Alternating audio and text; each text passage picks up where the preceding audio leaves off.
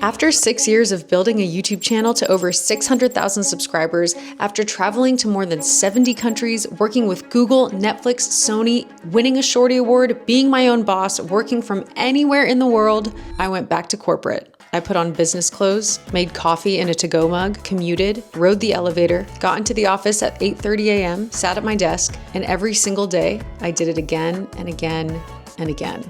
Everyone I told this to was pretty caught off guard. I think most of them assumed I'd failed at what I was doing or something had gone really wrong.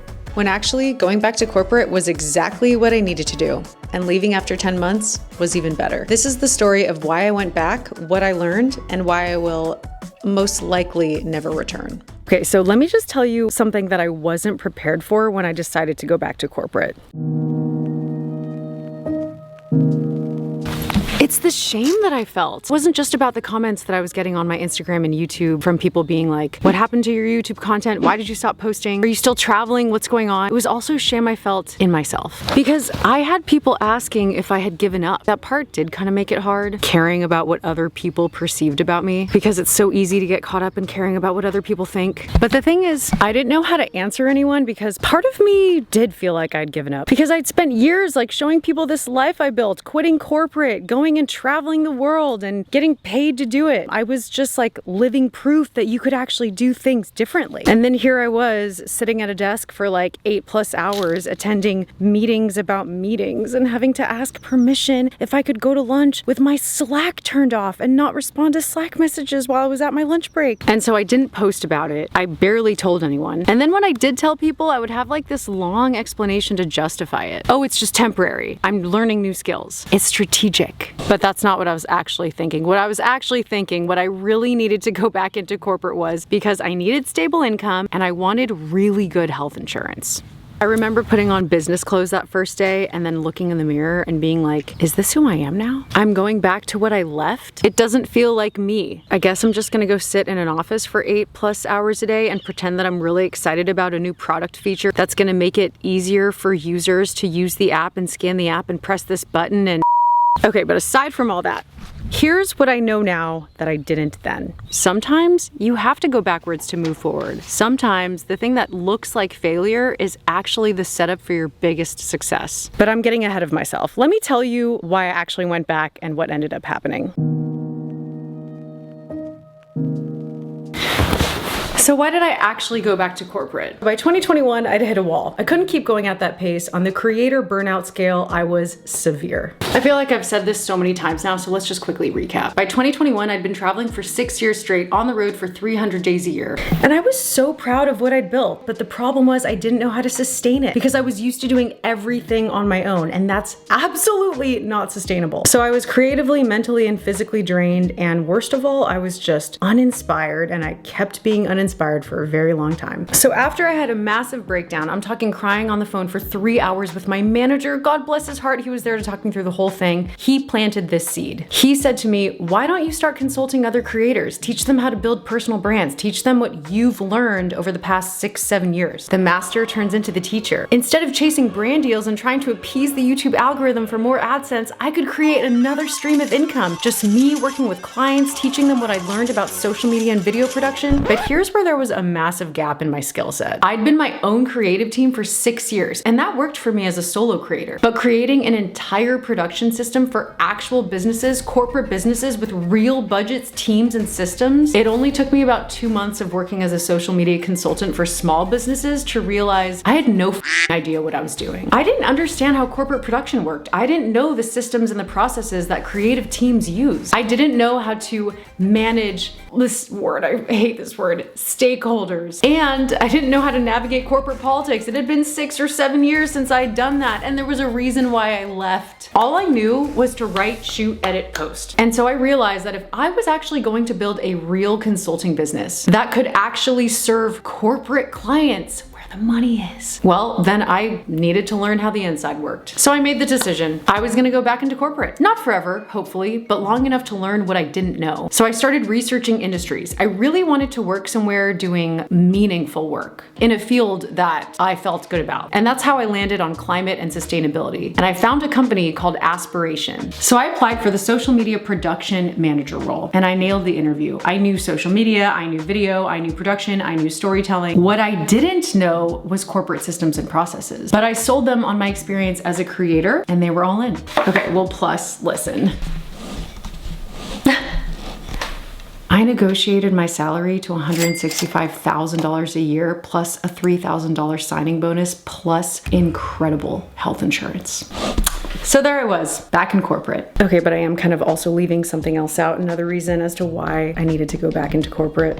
So listen, I'm gonna be even more real with you. At 31, I was pretty much having a full-blown quarter life crisis. I looked at my life and I took inventory. I didn't have a house, no car, no lease with my name on it, no long-term relationship. Every single thing I owned fit into a suitcase. And regardless of everything that I had done, there was still this voice in my head that was saying things like, what do you have to show for the last 10 years. And part of the reason I was going through this was because I was scrolling through Instagram, watching all of my friends buying houses, settling down, getting married, and suddenly I felt left behind. I started comparing my very unconventional lifestyle to their traditional milestones. And in that insanely miserable, terrible comparison that no one should ever, that unfortunately Instagram makes you do unconsciously or consciously, I made myself small. I was in denial about not being able to see all of the successes that I had in my own personal life, in my own path, my own journey. And so I started measuring my success against what I was seeing on Instagram.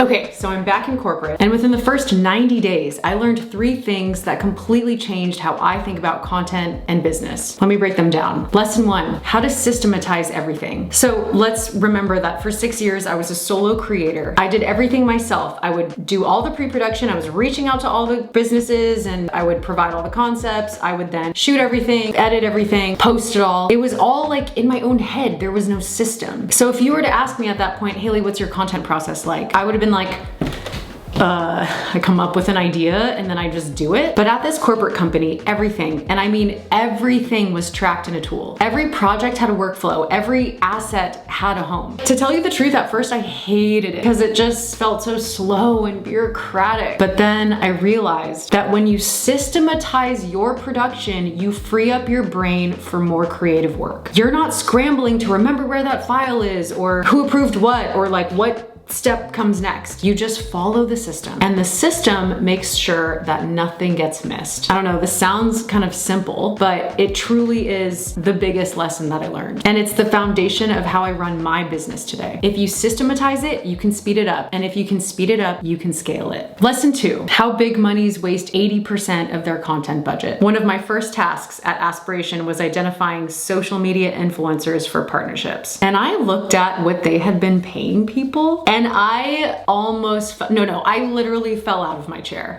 They were paying Instagrammers with less than 100,000 followers $15,000 to post a couple posts for content that wasn't even that good. For creators who didn't necessarily align with the brand. These campaigns just had zero strategy behind them. And you ask why? It's because the people that were managing these budgets had no idea what they were doing with them. And by the way, this is a company that raised over $100 million in investments, so they had a lot of money to burn. But they weren't being strategic. They weren't tracking ROI. They were just spending. So this taught me 2 things. 1, wow, maybe I wasn't charging enough as a content creator myself. And 2, most companies have absolutely no idea how to buy content strategically. And that brings us to lesson 3, how to manage people, how to manage everything, how to manage up, down, and sideways. This one was painful to learn, but it was so necessary. So as a solo creator, I only had to answer to myself. If I wanted to post something, I just posted it. But in corporate, every piece of content has to be reviewed by multiple people. The creative team, the compliance team, my manager, my manager's manager, and everyone has opinions. Oh my God, I have something in my eye. I think it's an eyelash. Oh, sorry, okay.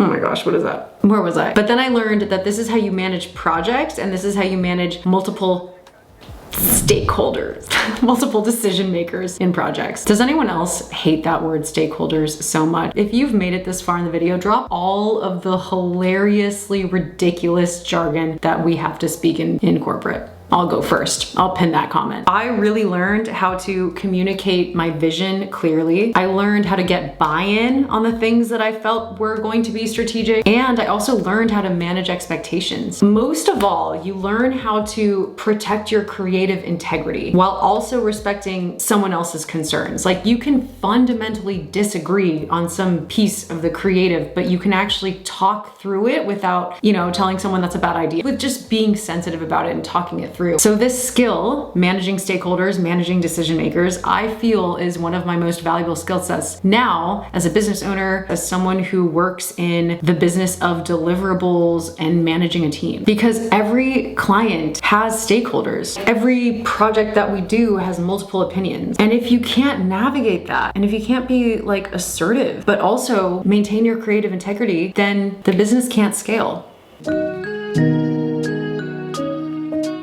All right, so I'm learning all these new things, I'm growing, I'm getting a lot better at this job, and about month 8 is when things really started to take a turn. I got really sick, and I rarely get sick. I woke up one morning, I had completely lost my voice, I really couldn't speak at all, and I had a full team stand up that morning. Of course I still went to that meeting, but I sat there in the meeting coughing, couldn't really speak, and I looked like absolute shit. And I sat there just trying to give status updates about a project I was working on. After the meeting, the one thing that I was surprised about is that no one said to me, "Hey Haley, you don't look good," or "You don't sound good." Not my manager, not my teammates, not one person. And I remember sitting there thinking, no one cares about my well-being here. The company was obsessed with the bottom line, classic corporate. They are obsessed with keeping investors happy. I was just a resource. I was just a body in a seat. I was fully expendable, just like everyone else at the company. And then by like month 9, I was getting Sunday scaries. I was like having deep anxiety, and I was just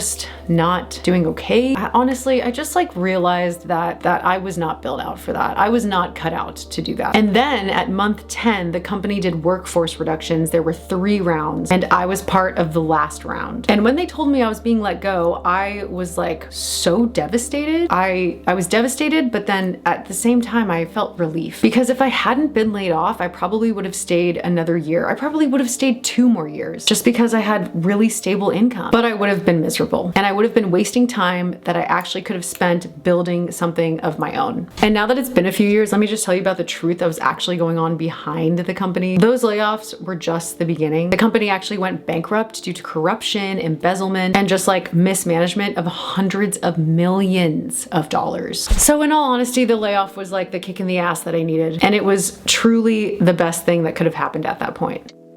So what did I take with me from that 10 months detour in corporate? Well, literally everything. I took the systems and processes in place that I now use to run my own business. I took the stakeholder management skills. I now know how to navigate client relationships and, have hard conversations about creative differences. And I took the lesson about how companies waste a lot of money. And I built a business. I am still building a business that shows them how to spend it better. But more than all of those tactical skills, what did I actually gain? I gained confidence, because going back to corporate after being my own boss for so long actually forced me to confront something. Why did I leave corporate in the first place? Was it actually because I wanted freedom or adventure, or was it because I was actually running from something hard? And by going back, I proved to myself I wasn't running. I was actually choosing which hard I wanted. I choose this entrepreneurial life. I choose uncertainty. And it's not because I can't handle corporate. It's because I fundamentally don't want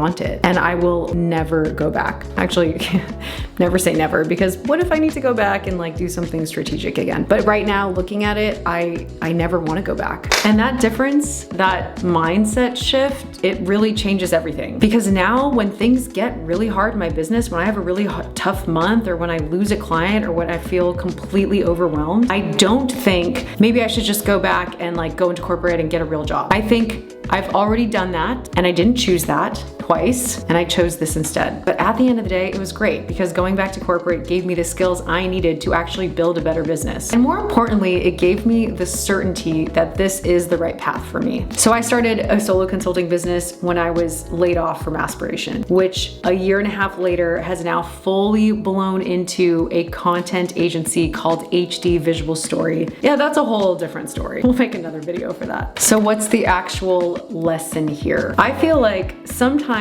if you feel stuck, sometimes the answer isn't actually pushing harder in the same direction. Sometimes you just maybe need to take a detour and go back to where you started. So if you're someone who left corporate and you're wondering if you've made the right choice, I just want you to know that there is absolutely no shame in pivoting. There's no shame in transitioning. Your career is completely starting over and changing up whatever wasn't making you happy. I don't know what the right path is for you, but I do know this. It's really hard to make a big change in your life. And it's even harder because you know the people around you, your family, your friends, they're all gonna have opinions about it. Everyone always has an opinion. Everyone has something to say. Never gonna get away from that. But this is your life. So make the choice that moves you in the direction that is best for you, even if it looks like or it feels like you're going backwards. Thank you everyone for being here. If you made it this far, drop a comment. Let me know where you're at, if you are making a big transition or if you ever made a pivot in your life. I'll see you next week.